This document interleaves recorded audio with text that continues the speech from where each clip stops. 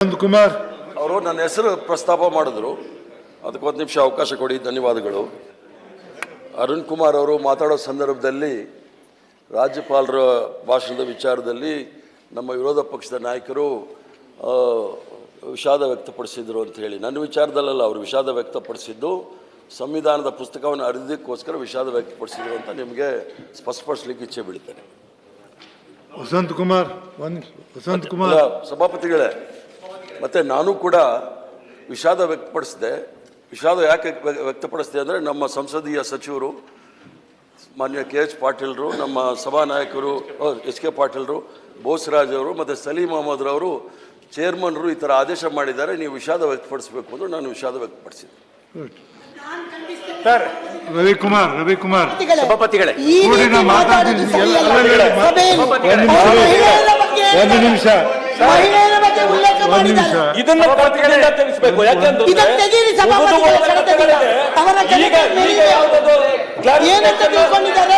ಒಬ್ಬರು ಮಾತಾಡಿ. ನಾನಾಗಿ ಒಪ್ಪಿಲ್ಲ, ಅವರು ಒತ್ತಡದಿಂದ ನಾನು ಒಪ್ಪಿದ್ನಿ ಅಂತ ಈಗ ಹೇಳ್ತಾರೆ. ಆವತ್ತೇನ್ ಮಾಡಿದ್ರು, ಇದು ಕರ್ತಕ್ಕೆ ಹೋಗ್ಬಾರ್ದು, ಇದು ಕರ್ತಕ್ಕೆ ಹೋಗ್ಬಾರ್ದು. ನೋಡ್ತೀನಿ ಇದು ಸರಿಯಾದ ಅಂತಲ್ಲ, ನಾವು ಅದನ್ನು ಒಪ್ಪೋದಿಲ್ಲ. ಸಭಾಪತಿಗಳು ಅದನ್ನು ಒಪ್ಪೋದಿಲ್ಲ. ಇದೊಂದು ಅಭ್ಯಾಸ ಆಗ್ಬಿಟ್ಟಿದೆ. ಅವ್ರವ್ರು ಬೇಕಾದ ರೀತಿಯಲ್ಲಿ ಅಭ್ಯಾಸ ನಿಮಗೆ ಹೆಸರು ಹೇಳಿದ್ರು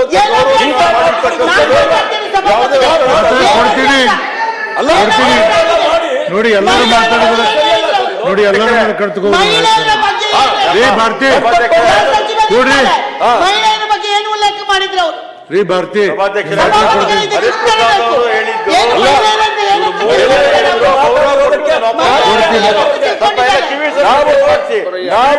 ಕೇಳ್ತಲ್ಲ ಇವರಿಗೆ.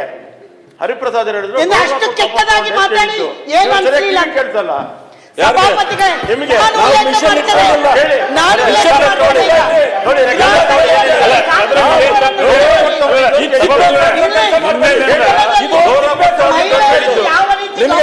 ಏನ್ ಕೊಡ್ರಿ, ಕರಿತೀನಿ ಕೊಡ್ರಿ, ಈ ಸದನ ಮಹಿಳೆಯರು ಯಾವ ರೀತಿ ಹೇಳ್ಬೇಡಿ, ಕೂತ್ಕೊಳ್ಳಿ, ನಾ ಕರಿತೀನಿ. ಅವರು ಶ್ರೀಮಾನ್ ಹರಿಪ್ರಸಾದ್ ಅವರು ಹೇಳಿದ್ರಲ್ಲಿ ಏನು ತಪ್ಪಿದೆ? ಹರಿಪ್ರಸಾದ್ ಅವರು ಅಂತೇಳಿ ನೀವು ಮಾತಾಡೋದು ಸರ್ ಮೇಲೆ ರೆಫರ್ ಮಾಡಿದ್ರಿ. ಹಳೆಯ ಕೇಸನ್ನು ಯಾವ ರೀತಿಯಾಗಿ ಮಾಡಿದ್ರು ಅಂತೇಳಿ ವಿರೋಧ ಪಕ್ಷ ನಾಯಕರು ಯಾರೋ ಪ್ರಸ್ತಾವನೆ ಮಾಡಿದ್ರು, ಅರುಣ್ ಅವರು ಮಾಡಿದ ಸಂದರ್ಭದಲ್ಲಿ ಅವ್ರು ಎದ್ದೆ ಅಂತ ಹೇಳಿದ್ರು. ಇವರು ಸಭಾನಾಯಕರು ಮತ್ತು ಚೀಫ್ ವಿಪ್ ಅವರು ಮತ್ತು ಇವರು ಸಲಹೆ ಕೊಟ್ಟಿದ ಮೇಲೆ ಮಾಡಿದ ಏನು ತಪ್ಪದ ಅದರಲ್ಲಿ? ಏನು ತಪ್ಪದ? ಏನು ತಪ್ಪಿದೆ ಅದರಲ್ಲಿ? ಅವ್ರು ಒಳ್ಳೆ ಕೆಲಸ ಮಾಡಿದ್ರು ಅವತ್ತು ಅಂತ ಹೇಳಿದ್ದಾನು. ಅದು ನಿಮ್ಗೆ ಸಂಬಂಧ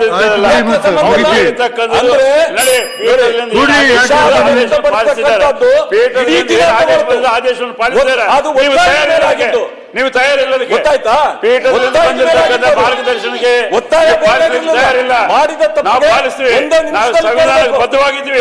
ಸಂವಿಧಾನಕ್ಕೆ ವಿರೋಧವಾಗಿದ್ರೆ ಅದಕ್ಕೆ ನೀವು ಪಾಲಿಸೋದಿಲ್ಲ. ಸಭಾಪತಿಗಳು ಕೈ ಬಿಡಬೇಕಂತ ಕೈ ಬಿಡಬೇಕಂತ ಹೇಳ್ತಾರಲ್ಲ, ಸಭಾಪತಿಗಳು ಹೇಳ್ತಕ್ಕಂಥ ಮಾರ್ಗದರ್ಶನಕ್ಕೆ ಕೈ ಬಿಡಬೇಕಂತ ಹೇಳ್ತಾರಲ್ಲ, ನೀವು ಯಾವ ಸಂವಿಧಾನ ಬದ್ಧವಾಗಿದ್ದೀರಿ? ವಿರೋಧಗಳು ನಿಮ್ಮಿಂದ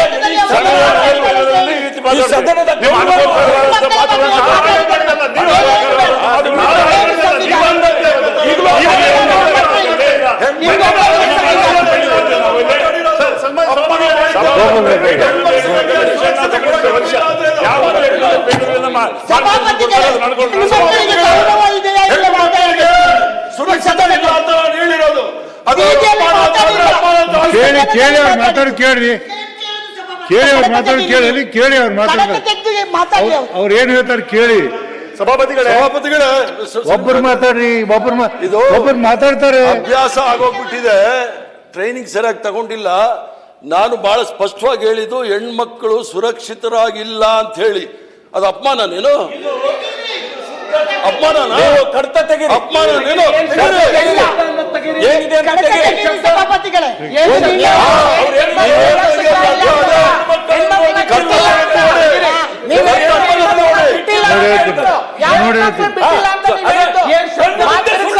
ನೋಡಿ ಸುಳ್ಳು ಇವ್ರ ಮನೆ ದೇವ್ರ ಕೊಡ್ತೀನಿ ನಾನು ನೋಡ್ತೀನಿ ಅವ್ರು ಏನ್ ಶಬ್ದ ಸಭಾಪತಿಗಳೇ ಒಂದ್ ನಿಮಿಷ ಸಭಾಪತಿಗಳೇ ಒಂದು ನಿಮಿಷ ತಾನೇ ಮಾತಾಡಿ. ಅವಕಾಶ ಕೊಡಿ ಸಭಾಪತಿಗಳೇ.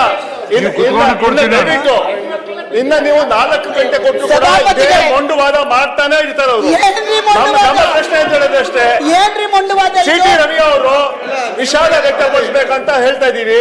ಇಲ್ಲ ದಯವಿಟ್ಟು ಅವ್ರಿಗೆ ಸದನದಿಂದ ಆಚೆ ಮಾತಾಡ್ಕೊಡ್ತೀನಿ, ಕೂತ್ಕೊಳ್ರಿ. ಕೇಳ್ತಾ ಇದೀನಿ. ಇಲ್ಲಾಂದ್ರೆ ಅವ್ರಿಗೆ ಆಚೆ ಹಾಕಿ ಅವ್ರಿಗೆ ನೀವು, ಯಾಕಂದ್ರೆ ಸದನ ನಡೆಸಕ್ ಬಿಡ್ತಾ ಇಲ್ಲ ಅವರು.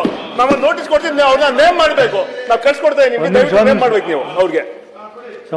ನಿರ್ಭೀತ, ನಿಷ್ಪಕ್ಷಪಾತ, ವಿಶ್ವಾಸಾರ್ಹ ಸುದ್ದಿಗಳಿಗೆ ಮತ್ತೊಂದು ಹೆಸರಾಗಿರುವಂತ ನ್ಯೂಸ್ 18 ಕನ್ನಡ ಈಗ ಆಪ್ನಲ್ಲೂ ಲಭ್ಯವಿದೆ. ದಯವಿಟ್ಟು ಇಲ್ಲಿರುವ QR ಕೋಡ್ ಅನ್ನ ಸ್ಕ್ಯಾನ್ ಮಾಡಿಕೊಂಡು ಆಪ್ ಅನ್ನ ಡೌನ್ಲೋಡ್ ಮಾಡೋದಕ್ಕೆ ಮರಿಬೇಡಿ. ನಿಮ್ಮ ಬೆಂಬಲ ಹೀಗೆ ಸದಾ ನಮ್ಮೊಂದಿಗಿರಲಿ. ಧನ್ಯವಾದ.